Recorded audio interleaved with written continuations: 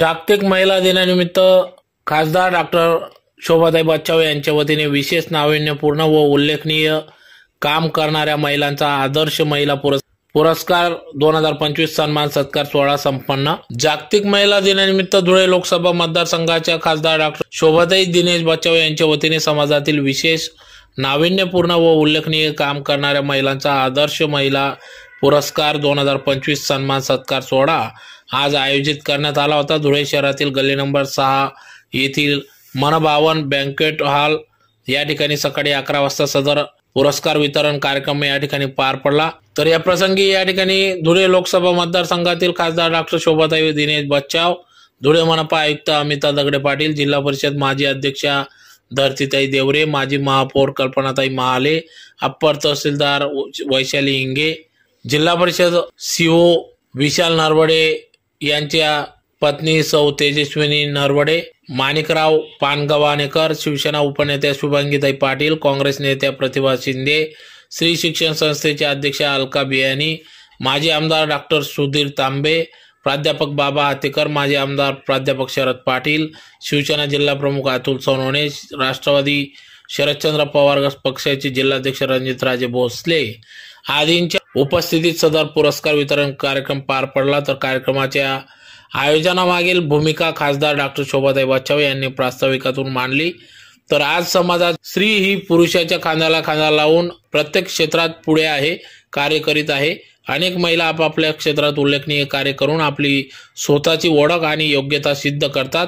अशा महिलांचा सन्मान होणे महत्त्वाचे आहे, त्यातूनच इतर महिलांना देखील प्रेरणा मिळते।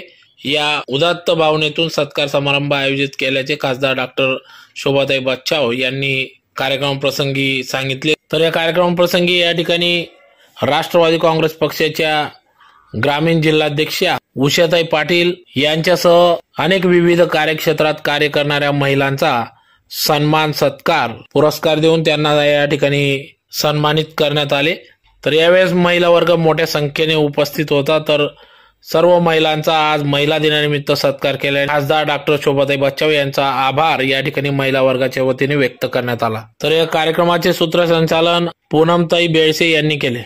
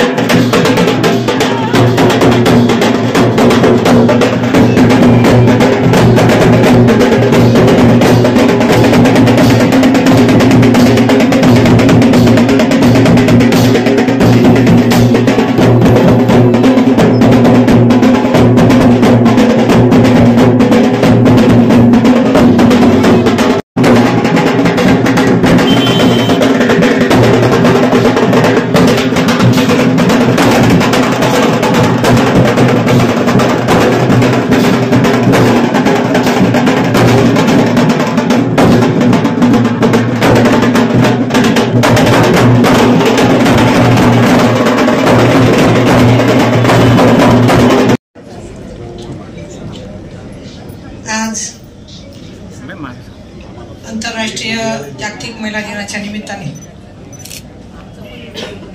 आपल्या धुळे लोकसभा मतदार संघातील आदर्श महिला पुरस्कार विविध क्षेत्रातील उल्लेखनीय कार्य करणाऱ्या आमच्या महिला भगिनींचा हा सन्मान, हा सत्कार या ठिकाणी आयोजित करण्यात आलेला आहे। आजच्या कार्यक्रमासाठी उपस्थित असले ज्यांच्या हस्ते हे सर्व पुरस्कार देण्यात येणार आहेत ते आपल्या महाराष्ट्र राज्याचे पदवीधर संघाचे माजी आमदार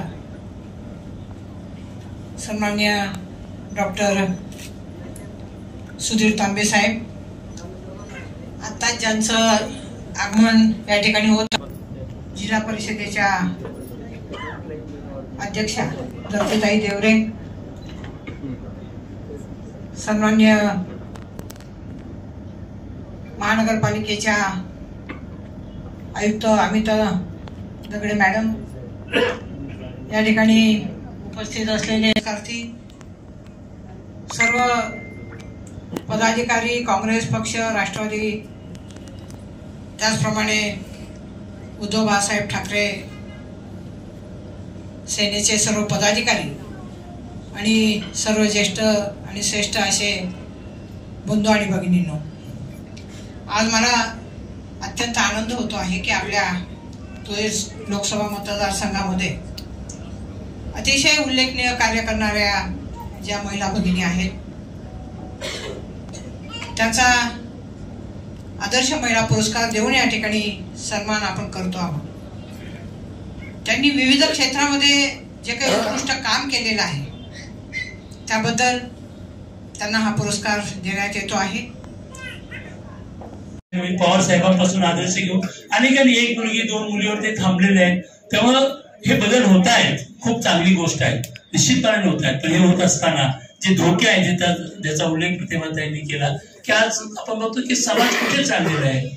मला खूप वाईट वाटतं की आपण एकीकडे हा महिला दिन साजरा करत असताना आपण पाहिलं की मणिपूर मधल्या घटना असतील, इतके अत्याचार, रोज अत्याचार, पेपर उघडला आणि त्यामध्ये महिला अत्याचाराचं बातमी आली नाही असं कधी आपल्याला त्या ठिकाणी दिसत नाहीये। त्यामुळे एक चांगला समाज घडवण्यामध्ये आपण अपयशी होतोय, आपल्याला मान्यच करायला गेलं आणि म्हणून केवळ महिलांना देवीची उपमा देणं, महिलांचा त्या ठिकाणी सन्मान करणं, त्यांच्याविषयी गोडवे गाणं याने मला असं वाटतं की महिला सक्षमीकरण होणार नाहीये। त्यासाठी आपल्याला निश्चितपणे एक सुदृढ समाज व्यवस्था निर्माण करावी लागेल। जसं प्रतिभाताईंनी सांगितलं की त्या ठिकाणी पुरुषांनी महिलांनी कशा पद्धतीने त्या ठिकाणी वर्तन केलं पाहिजे, अशा प्रकारचं त्या ठिकाणी आपल्याला एक सुदृढ समाज निर्माण करावा लागेल। त्यासाठी लहानपणापासून मुलांना, विशेष पुरुष वर्गाला त्या ठिकाणी चांगल्या पद्धतीने आपल्याला संस्कारित असे तरुण आणि पुढची पिढी त्या ठिकाणी घडवली पाहिजे।